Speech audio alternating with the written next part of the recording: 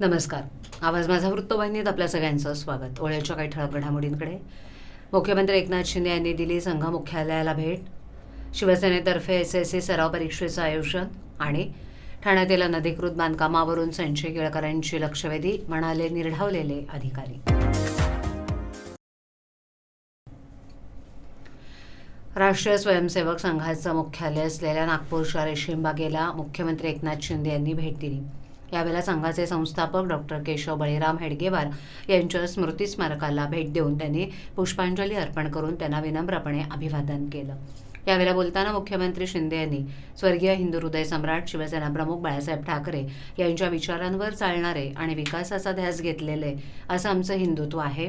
हाच हिंदुत्वाचा विचार अंगीकारून शिवसेनेचं मार्गक्रमण पुढे सुरू असून त्याच विचारांवर चालणार आमचं सरकार असल्याचं मत व्यक्त केलं.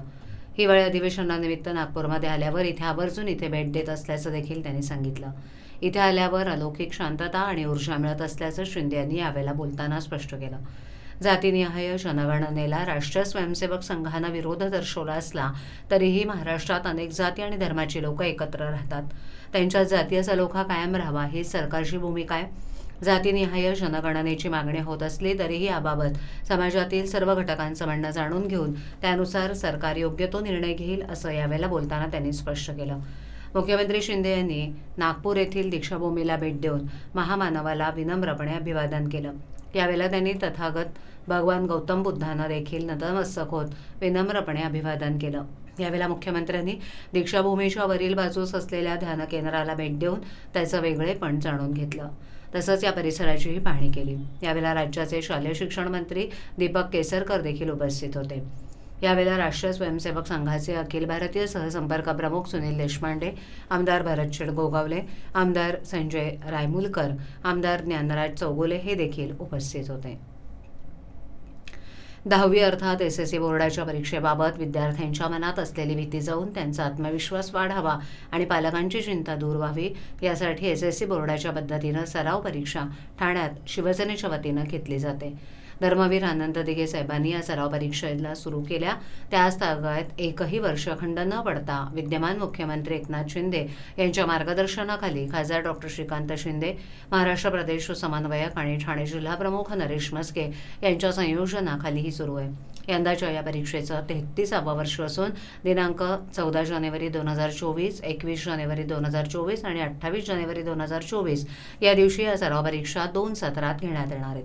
ठाण्यात कळवा, मुंब्रा, कोपरी, ठाणे पूर्व, किसननगर, पडवळनगर, सावरकरनगर, लोकमान्यनगर, वर्तकनगर, काजूवाडी, मानपाडा, दिवा, ज्ञानेश्वरनगर, मीरा भाईंदर, जव्हार, वाडा आणि ठाणे शहरात 4 अशा 30 परीक्षा केंद्रांवर या परीक्षेत होणार आहेत. तर या परीक्षेला बसू इच्छिणाऱ्या विद्यार्थ्यांनी उपरोक्त नमूद केंद्रांवरील शिवसेना शाखेमध्ये संपर्क साधावा. अधिक माहितीसाठी 9819875567 या क्रमांकावर किंवा शिवसेना मध्यवर्ती कार्यालय, न्यू इंग्लिश स्कूलजवळ डॉक्टर मूस रोड, तलावपाळी, ठाणे येथे संपर्क साधावा. या ठिकाणी प्रवेश अर्ज दररोज सायंकाळी 6 ते रात्री 8 या वेळेत स्वीकारण्यात येतील.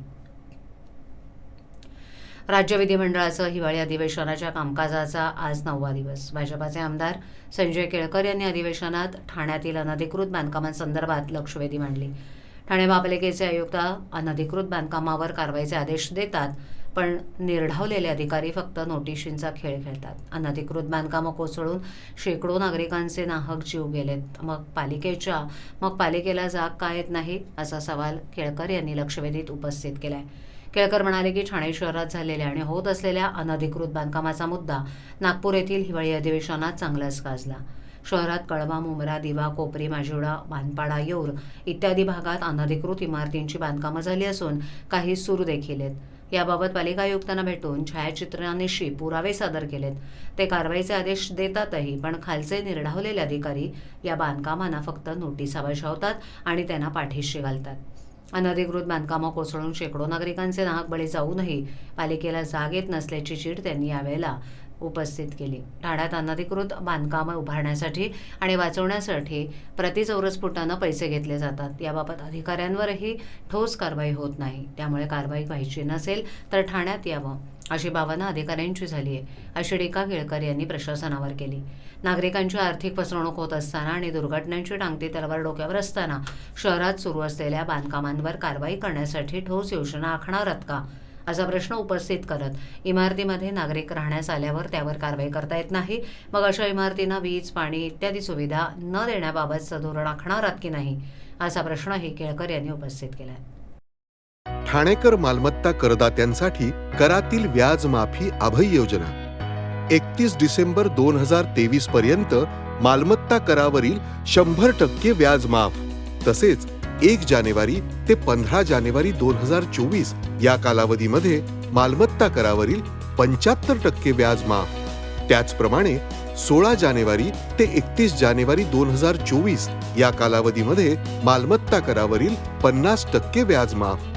तरी सदर व्याज माफीच्या अभय योजनेचा ठाणेकर करदात्यांनी लाभ घ्यावा. महानगरपालिकेच्या कोणत्याही संकलन केंद्रावर कर भरण्याची सोय आहे. एटीएम, डेबिट, क्रेडिट कार्डद्वारे कर भरण्याची सुविधा उपलब्ध करून देण्यात आली आहे. सोमवार ते शनिवार या दरम्यान सकाळी 10:30 ते सायंकाळी 5 वाजेपर्यंत संकलन केंद्राची वेळ असून करदात्यांच्या सोयीसाठी रविवारी संकलन केंद्र सकाळी 10:30 ते दुपारी 1:30 वाजेपर्यंत सुरू ठेवण्यात येत आहे. यासोबतच ठाणे महानगरपालिकेच्या propertytax.thanecity.gov.in या संकेतस्थळावर ऑनलाईन पद्धतीने मालमत्ता कर भरण्याची सुविधा उपलब्ध करून देण्यात आली आहे. तसेच गुगल पे, फोन पे, पेटीएम आणि भीम ॲपद्वारे आपला कर सुलभतेने जमा करू शकता. ठाणे महापालिका क्षेत्रातील सर्व करदात्यांना विनंती आहे की आपण या व्याज माफी अभय योजनेचा जरूर लाभ घ्या आणि आपला मालमत्ता कर लवकरात लवकर महापालिकेमध्ये जमा करून महापालिकेस सहकार्य करा. धन्यवाद. नागरिकांच्या वैयक्तिक तक्रारींचा निपटारा तातडीनं होण्यासाठी तालुकास्तरीय लोकशाही दिनाच्या धर्तीवर ठाणे महापालिकेच्या वतीनं दर महिन्याच्या 3ऱ्या सोमवारी परिमंडळ स्तरावरही लोकशाही दिनाचं आयोजन केलंय. त्यानुसार 15 जानेवारी रोजी परिमंडळ लोकशाही दिन होणार आहे. या लोकशाही दिनासाठी नागरिकांनी 15 दिवस आधी म्हणजे 1 जानेवारी पूर्वी आपली निवेदनं सादर करण्याचं आवाहन पालिकेच्या वतीनं करण्यात आलंय. नागरिकांनी प्रथमतः परिमंडळ लोकशाही दिनात अर्ज दाखल करावेत. परिमंडळ लोकशाही दिनात दाखल केलेल्या तक्रारींवर कोणतीही कार्यवाही झाली नसल्यास नागरिक पालिका लोकशाही दिनामध्ये नियमानुसार 15 दिवस आधी आपली निवेदनं सादर करू शकतील. नागरिकांनी परिमंडळ लोकशाही दिनासाठी आपली निवेदनं संबंधित परिमंडळ कार्यालयात सादर करावीत. ठाणे महापालिकेच्या छत्रपती शिवाजी महाराज रुग्णालयात ओमायक्रॉनचा JN.1चा नवीन व्हेरियंटचा रुग्ण दाखल झालाय.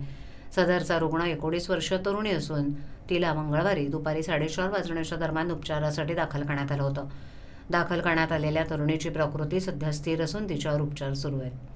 नवीन व्हेरियंट पहिलाच रुग्ण ठाण्यात आढळला असून त्यामुळे ठाणे महापालिकेची आरोग्य यंत्रणा आता सतर्क झाली आहे. JN.1 हा ओमायक्रॉनचा नवीन व्हेरियंट केरळमध्ये आढळला आहे.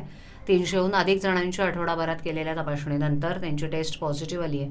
मुंबईत या व्हेरियंटचा 13 रुग्ण असून राज्यात हा आकडा 24 वर गेला आहे. ठाण्यातही या व्हेरियंटचा रुग्ण आढळल्यानं आरोग्य यंत्रणा चांगलीच कामाला लागली आहे. ठाण्यात सध्या एकच रुग्ण आढळला असून पुन्हा एकदा ठाण्यात तपासणीला वेग येण्याची शक्यता आहे. ठाणे पोलीस आयुक्तालयाच्या हद्दीत मोबाईल चोरीच्या अनेक तक्रारी प्राप्त झाल्या होत्या. त्या तक्रारींचं निवारण करण्यासाठी पोलीस आयुक्त याच्या हद्दीतील सर्वच पोलीस ठाण्यात विशेष पथकं नेमण्यात आली. ठाण्यातील वर्तकनगर पोलिसांकडे देखील मोबाईल चोरीच्या अनेक तक्रारी प्राप्त झाल्या होत्या. त्या तक्रारींचा उलगडा करत पोलिसांनी गेल्या वर्षभर हरवलेले आणि गहाळ झालेले 462 मोबाईल फोन शोधून काढलेत. ठाणे पोलीस उपायुक्त अमरसिंग जाधव यांच्या हस्ते 43 मोबाईल धारकांना त्यांचे मोबाईल परत करण्यात आले. यावेळेला मोबाईल मालकांचा आनंद द्विगुणित झाला होता. पोलिसांच्या या उल्लेखनीय कामगिरीबद्दल मोबाईल मालकांनी पोलिसांचे आभार मानत कौतुक केले. ठाण्यातील वर्तकनगर पोलीस ठाण्यात आज सकाळी उपायुक्त अमरसिंग जाधव यांच्या उपस्थितीत सलामी सोहळा पार पडला. यावेळेला परिमंडळ 5चे उपाध्यक्ष अमरसिंग जाधव यांनी स्वतः सर्व पोलीस कर्मचारी आणि अधिकाऱ्यांची पाहणी केली. यावेळेला उपस्थित पोलीस अधिकाऱ्यांचा युनिफॉर्म, कॅप या सर्व बाबींचे DCP जाधव यांनी इन्स्पेक्शन केलं. दरम्यान सर्व पोलिसांनी पोलीस उपायुक्त यांना सॅल्यूट केल्यानंतर या सोहळ्याची सांगता झाली.